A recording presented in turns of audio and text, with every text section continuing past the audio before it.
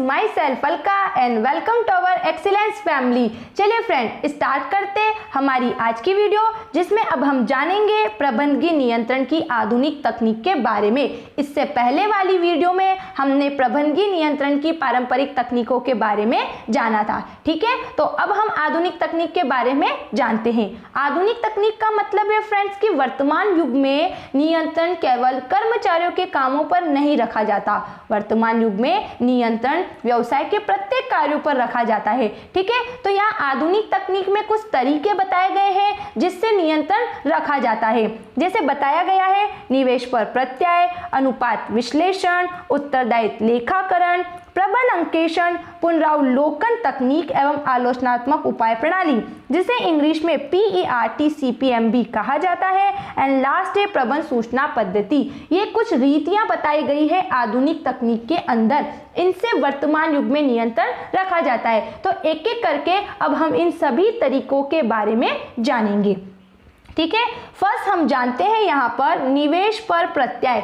निवेश पर प्रत्यय, जिसमें निवेश का मतलब होता है व्यवसाय में जो हम पैसा लगाते हैं उसे निवेश बोलते हैं, और प्रत्यय लगाए गए पैसे पर हमें जो फायदा होता है, जो लाभ, प्रत्यय मतलब लाभ। जैसे मैंने बिजनेस में 1 लाख रुपए लगाए और मुझे उससे 15,000 का फायदा हुआ, मतलब कि 1,15,000 रुपए मुझे मिले, जिसमें से मैंने कितना पैसा लगाया था 1 लाख, तो बचा कितना 15,000। तो 15,000 क्या है प्रत्यय। ठीक, देखो क्या लिखा है इसकी डिटेल में कि निवेश पर प्रत्यय एक उपयोगी तकनीक है। क्यों है? क्योंकि इससे हमें वे आधारभूत मानदंड मिलते हैं जो विनियोजित पूंजी के प्रभावपूर्ण ढंग से विनियोजन को मापने में सहायक होते हैं। मतलब कि हम जो पैसा लगाते हैं और उस पैसे से हमें जो फायदा होता है, तो उस फायदे से हम हमारे व्यवसाय के क्रियाकलापों को और अनेक कार्यों को, योजनाओं को निर्धारित करते हैं तथा इस बात का बोध कराते हैं कि पूंजी पर संतुलित लाभ उपार्जित हो रहे हैं या नहीं। मतलब साथ ही साथ हमें यह भी पता चलता है कि हम जो पैसा लगा रहे हैं उससे हमें लाभ हो रहा है या हानि। निवेश पर प्रत्यय का उपयोग संगठन की संपूर्ण निष्पादन की माप करने के लिए भी उपयोग किया जा सकता है। संपूर्ण निष्पादन की माप का मतलब है कि हमने पैसा लगाया 1 लाख और हमें कितने का फायदा हुआ 15,000 का। तो इससे हमें पता चला कि हमें 15,000 का फायदा हुआ 1 लाख पर, जबकि हमने क्या सोचा था कि 1 लाख लगाने से हमें 50,000 का फायदा होगा। तो वो वास्तविकता क्या है 50,000, और हमको पैसा कितना मिला 15,000। तो 35,000 का वो अंतर किस कारण से आया, उस बात की जानकारी हो जाती है। ठीक है, तो यहाँ इसका एक फॉर्मूला दिया गया है कि निवेश पर प्रत्यय बराबर होता है निवल आय बटे विनियोजित पूंजी। अब निवल आय क्या होती है? निवल आय मतलब शुद्ध आय। हम जो पैसा लगाते हैं और उस पैसे पर हमें जो फायदा होता है उसे बोला जाता है निवल आय, और विनियोजित आय जो हम पैसा लगाते हैं। तो यहाँ हमने कितना पैसा लगाए थे 1 लाख और फायदा कितना हुआ 15,000 का। तो हम यहाँ पर ऐसे ज्ञात कर सकते हैं कि ये 1 लाख जो है वो 15,000 का कितना परसेंट है। तो अपन यहाँ पे परसेंट ज्ञात कैसे करेंगे? हम यहाँ पर x बराबर लिख देंगे 15,000 और इस 100 को 15,000 के पास मल्टीप्लाई में भेज देते हैं और 1 लाख को किस में लेके आ जाते हैं? अपॉन में लेके आ जाते हैं। तो यहाँ 2 0 से 2 0, 3 0 से 3 0।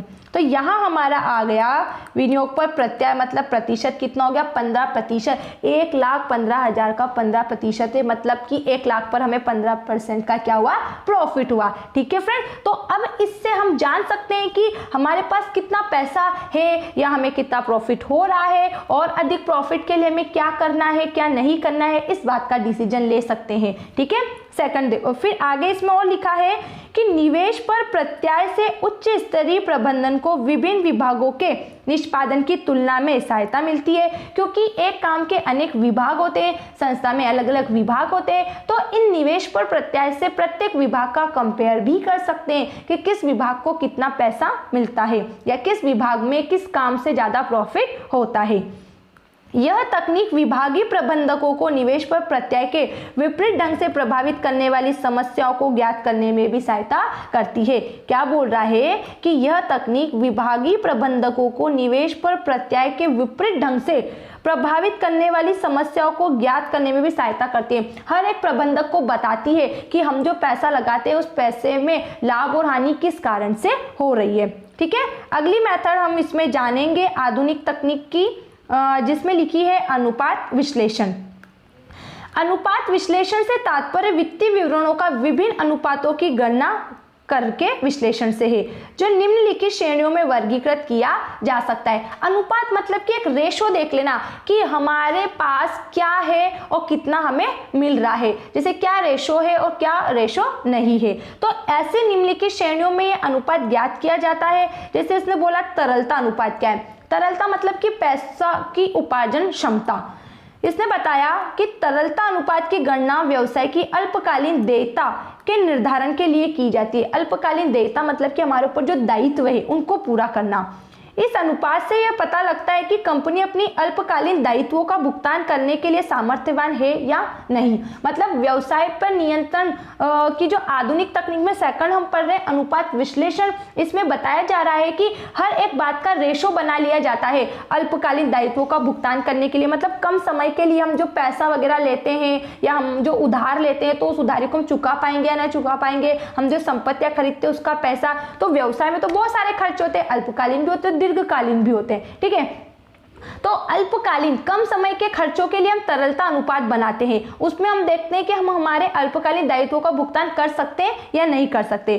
फिर अगला हम बनाते हैं इसमें शोधन अनुपात। शोधन अनुपात मतलब होता है, शोधन मतलब भुगतान, वे अनुपात जिनकी गणना कंपनी की दीर्घकालीन शोधन क्षमता की जांच करने के लिए की जाती है, शोधन क्षमता अनुपात कहलाते हैं। मतलब व्यवसाय में जो दीर्घकालीन दायित्व जो होते हैं, बड़ी बड़ी संपत्तियों का जो हमें पैसा चुकाना होता है, तो उसके लिए हम हमारी शोधन क्षमता को देखते हैं। शोधन मतलब भुगतान क्षमता को, कि उसको हम जो दीर्घकालीन दायित्व उसका भुगतान कर पाने में समर्थ है या नहीं है। तो इसके लिए कौन सा अनुपात बनता है, शोधन क्षमता अनुपात।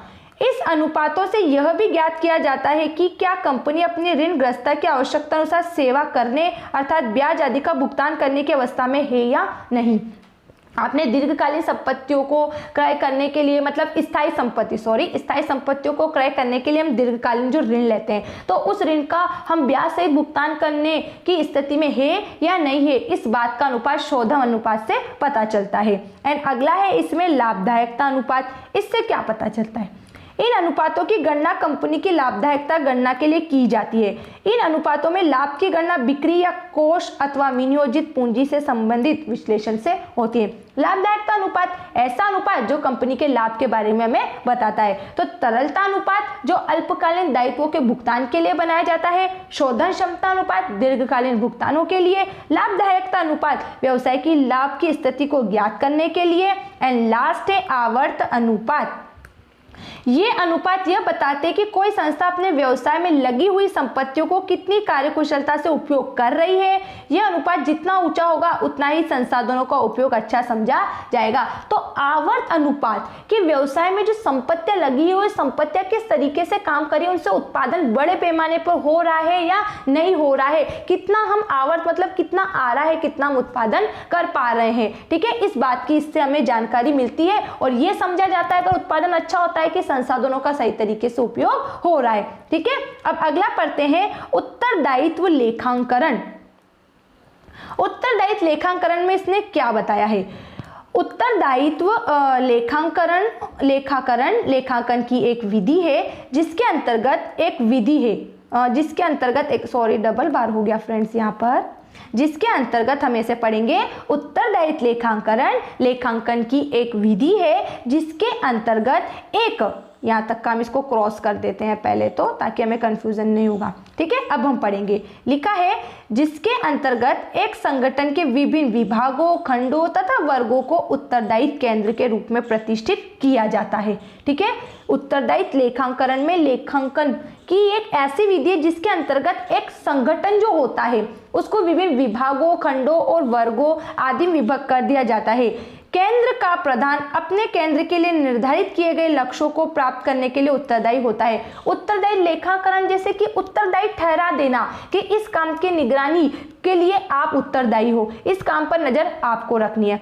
ठीक है, तो ऐसे कौन कौन से केंद्र वर्ग बनते हैं, तो बताया कि उत्तरदायित्व केंद्र निम्नलिखित प्रकार के हो सकते हैं। उत्तरदायित्व लेखांकन में क्या किया जाता है, जो संगठन होता है उनको अलग अलग विभागों, वर्गों, उपखंडों और केंद्रों में विभाजित कर दिया जाता है और उसके माध्यम से निगरानी रखी जाती है। तो यहाँ पर ऐसे कुछ 4 केंद्र बताए गए हैं जिसके बारे में हम जानते हैं। इसने हमें यहाँ पहले बताया है लागत केंद्र के बारे में कि लागत केंद्र एक लागत या व्यय केंद्र एक संगठन का उपखंड या भाग है जिसका प्रबंधक उस केंद्र पर व्यय होने वाली लागत के लिए तो उत्तरदायी होता है लेकिन आगम के लिए नहीं।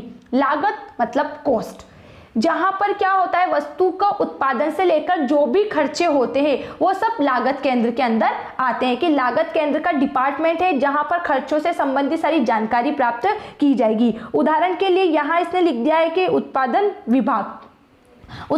विभाग वस्तु का उत्पादन करने में जितने भी खर्चे होंगे उस सब की जानकारी हमें लागत केंद्र से प्राप्त होगी। फिर अगला इसने बोला आगम केंद्र। आगम रेवेन्यू, आगम एक ऐसी धनराशि होती है जो वस्तु की बिक्री से हमें प्राप्त होती है। अब यह हमें वस्तु की बिक्री से जो धनराशि प्राप्त होती है उसे ही आगम माना जाता है, चाहे ऐसी राशि बिक्री मूल्य से कम हो या ज्यादा हो। 10 रुपए की वस्तु आप 5 में बेचोगे तो 5 रुपए को आगम बोला जाएगा और 10 रुपए की वस्तु आप 20 रुपए में बेचते हो तो उस 20 रुपए को आगम कहा जाएगा। ठीक है, यहाँ पर बिक्री मूल्य को ध्यान नहीं रखा जाता है, वस्तु को बेचने से जो पैसा प्राप्त होता है उसे आगम कहा जाता है। तो आगम केंद्र से कौन सी जानकारी मिल रही है, क्या पैसा हमें आया है वस्तु की बिक्री से।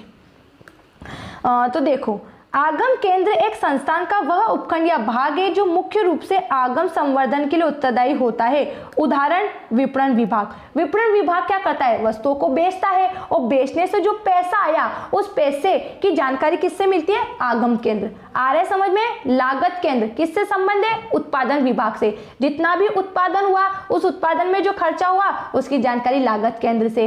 आगम केंद्र विपणन, वस्तु की बिक्री से जो पैसा प्राप्त हो रहा है उसकी जानकारी आगम केंद्र देगा। तो कुल मिला के नियंत्रण की आधुनिक तकनीक में जो अलग अलग विभाग होते हैं उन सब विभाग में एक उत्तरदायी अधिकारी की नियुक्ति कर दी जाती है और सभी एक्टिविटी पर निगरानी रखी जाती है। अगला देखो क्या है, अगला लाभ केंद्र। लाभ केंद्र एक संस्थान का वह उपखंड है जिसका प्रबंधक आगम एवं लागत दोनों के लिए उत्तरदायी ठहराया जाता है। उदाहरण के लिए मरम्मत एवं रखरखाव किसी संगठन का लाभ केंद्र माना जाता है। लाभ केंद्र ऐसा लाभ केंद्र जो आगम और लागत दोनों के अंतर की जानकारी देता है। जैसे लागत कितना पैसा लगा है और जो पैसा लगाया है उससे कितना हमने उपार्जित किया, मतलब आगम कितना हमने प्राप्त किया है। तो इन दोनों के अंतर को जो केंद्र ज्ञात करता है उसे लाभ केंद्र कहा जाता है, मतलब ये लाभ हानि की जानकारी देता है। एंड लास्ट है विनियोग केंद्र, मतलब कि हम व्यवसाय में प्रत्येक प्रकार का इन्वेस्ट करते हैं, मतलब किसी भी बात को लेकर, कच्चे माल को लेकर या नई संपत्तियों को लेकर, है ना, इन्वेस्ट करते हैं तो उसकी जानकारी होना भी तो जरूरी है। तो विनियोग केंद्र से उसकी जानकारी मिलती है कि कहाँ कितना पैसा आपने विनियोग किया है। एक विनियोग केंद्र केवल लाभ के लिए उत्तरदायी नहीं होता बल्कि संपत्तियों के रूप में केंद्र के रूप में विनियोग के लिए उत्तरदायी होता है। प्रत्येक केंद्र में विनियोजनों का पृथक निर्धारण किया जाता है तथा निवेश पर प्रत्यय को केंद्र के निष्पादन के निर्णय के आधार के रूप में भी उपयोग लाया जाता है। तो विनियोग केंद्र के हम व्यवसाय में किस जगह कितना इन्वेस्ट कर रहे हैं इस बात की जानकारी देता है। तो उत्तरदायी लेखांकन समझ में आ गया फ्रेंड्स। तो अगला समझते हैं प्रबंध अंकेक्षण। प्रबंध अंकेक्षण क्या है, देखो लिखा है प्रबंध अंकेक्षण से तात्पर्य एक संगठन के संपूर्ण निष्पादन की विधिवत समीक्षा से है। इसका उद्देश्य प्रबंध की दक्षता तथा प्रभाविता का पुनरावलोकन करना है तथा भविष्य में इसकी कार्यप्रणाली में सुधार लाना है। प्रबंध अंकेक्षण, अंकेक्षण मतलब ऑडिटिंग का, उनका सारा लेखा जोखा रखना। प्रबंध कार्यों के निष्पादन में होने वाली कमियों को उजागर करने में सहायता करता है।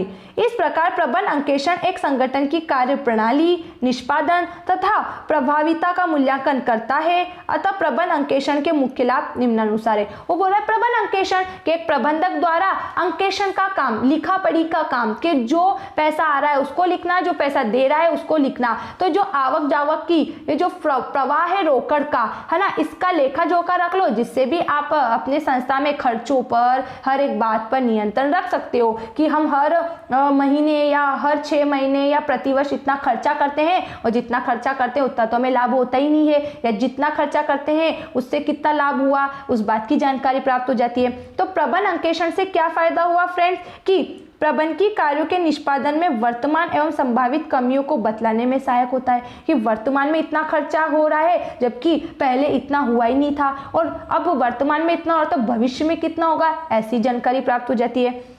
यह एक संगठन के निष्पादन प्रबंध को लगातार अनुश्रवण कर मतलब मॉनिटरिंग उसकी नियंत्रण प्रणाली को उन्नतिशील बनाने में सहायता करता है कि वह समय समय पर अपने जो ऑनर होता है उनको फीडबैक देता रहता है कि अपना स्कोर क्या है, प्रॉफिट को लेकर, लॉस को लेकर।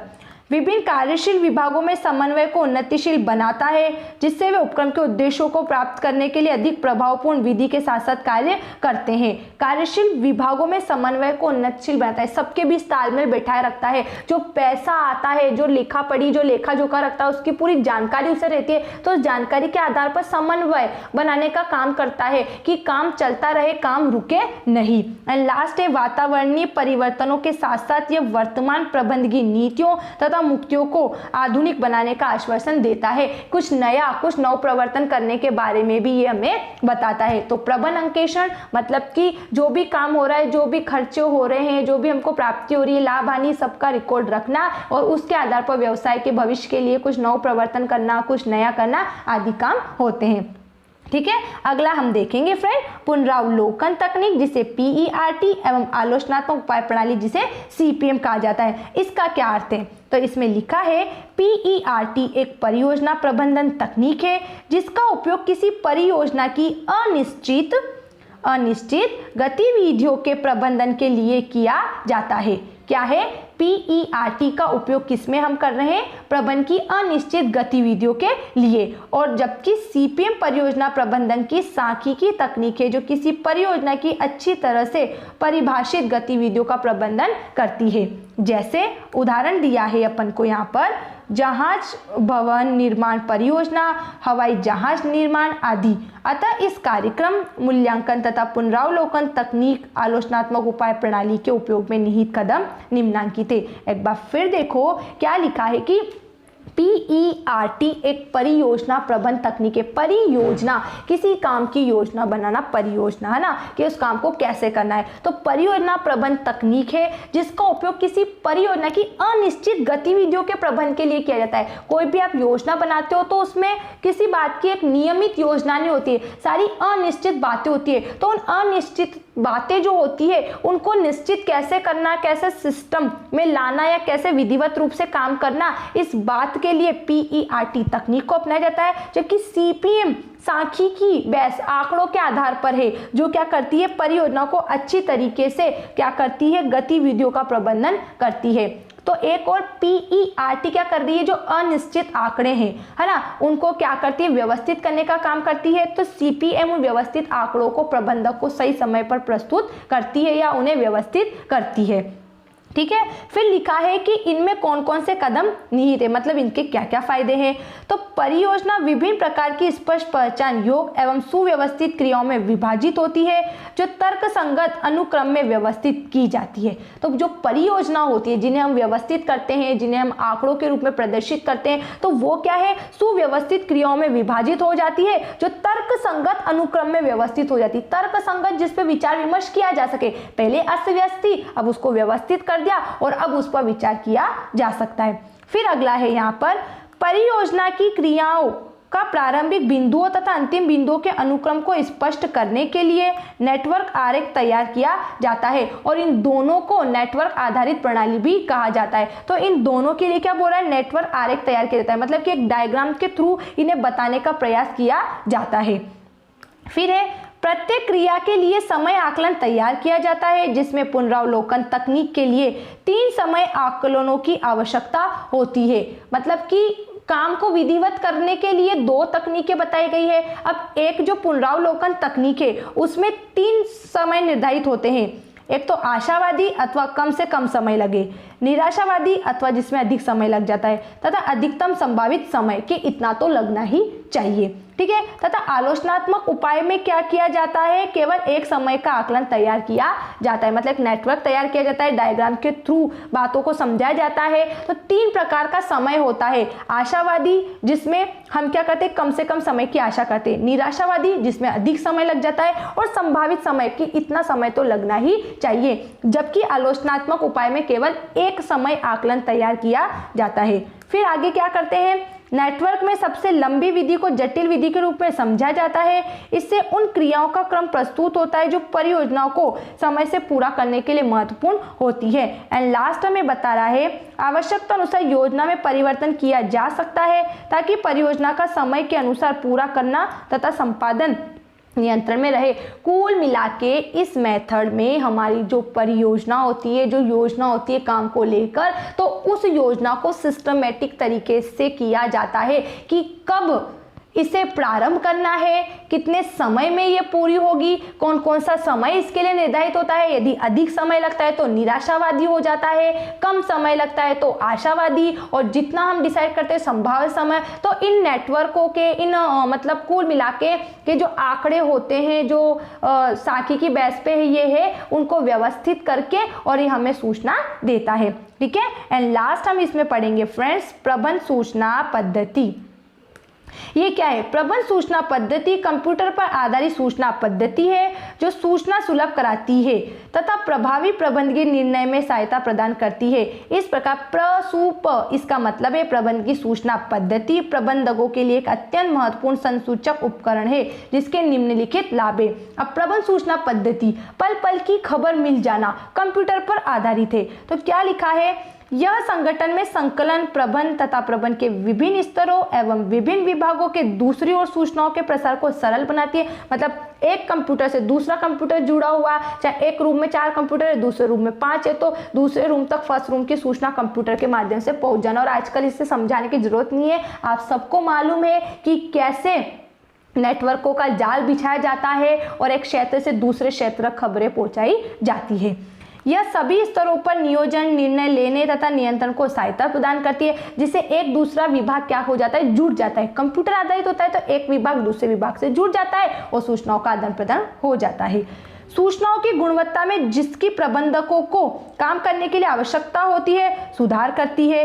प्रबंध की सूचनाओं की लागत प्रभाविता को सुनिश्चित करती है। एंड लास्ट, यह प्रबंधकों पर सूचनाओं का अधिक भार नहीं होने देती क्योंकि उन्हें केवल संबंधित सूचनाएं सुलभ कराई जाती है। तो कुल मिलाकर समय समय पर काम को लेकर कर्मचारी को एक अपडेट देती है कंप्यूटर आधारित, इसको प्रणाली बोलते हैं। लेकिन आज मोबाइल फोन आ गया है जिसमें मैसेज के थ्रू हम नोटिफिकेशन भेज सकते हैं और नेक्स्ट डे की प्लानिंग को लेकर या अगले कोई भी हमारी जो योजना होती है, जो भी काम होता है उसको लेकर हमारे एम्प्लॉय को हम क्या कर सकते हैं, बता सकते हैं। तो फ्रेंड्स, हमने जाना नियंत्रण की आधुनिक तकनीकों के बारे में। अब अगर आपको इसमें किसी भी तकनीक को लेकर तकनीक के अंदर हमने जो पॉइंट्स पढ़े हैं इसमें कोई डाउट होता है तो उस डाउट को जल्दी से कमेंट्स बॉक्स में लिखिएगा। ठीक है friends, I hope it is clear now. Thanks for watching this video. Bye bye.